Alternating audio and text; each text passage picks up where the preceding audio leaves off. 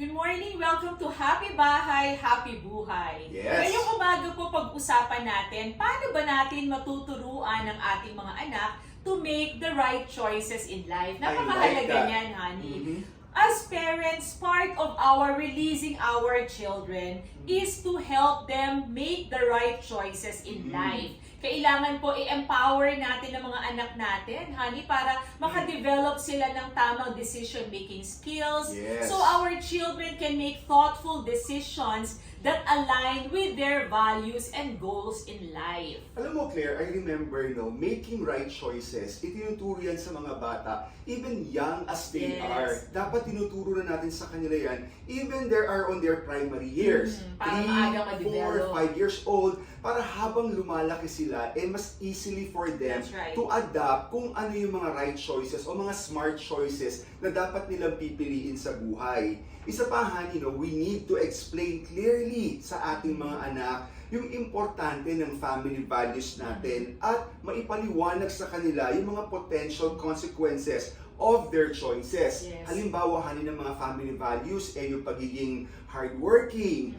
pagiging honest, pagiging tapat, and yung pagiging God-fearing. At saka yung mga bagay na pagka meron silang ginawa, alam nila dapat yung mga possible consequences that they will suffer themselves. Mahalaga din po mga kaagapay na maging positive role models tayong mga magulang. Yes. I guess that is the best way to teach them to make right choices in life is for your children to see you parents doing such. Yes. Halimbawa po, merong tayong kailangan desisyonan. Makita ng mga bata na tayo mismo, marunong tayo magdesisyon. We do not waver. Hindi po tayo double-minded.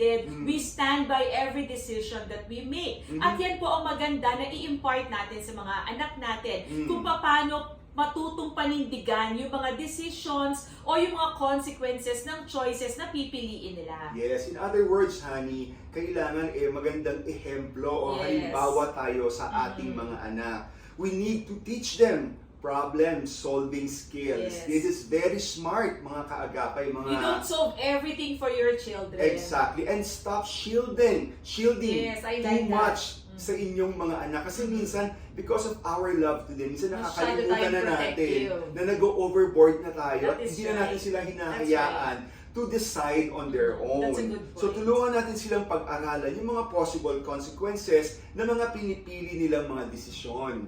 And honey, ang maganda rin, sometimes kasi, when they make their own decision, pumapalpak o they make mistakes. And let them. Okay lang po yan mga kaagapay. We have to teach them also resilience. We That's have right. to teach them how to handle setbacks. Hindi yung konting nadapa lang o konting nagkamali, magmumukmuk na sila o they will not try again. Kailangan po matuto po sila na maging persevering sa buhay. So I like what you said. Do not shield your children all the time. Let them encounter mistakes. Let them fall from time to time dahil dyan din po sila babangon at magiging victorious. Tama, lagi po natin tandaan ng mag-asawang sabay Na manalangin. magtatagumpayan lahat ng suliranin. Ako po si Bong At Pineda. ako naman po si Claire para sa Happy Bahay. Happy buhay!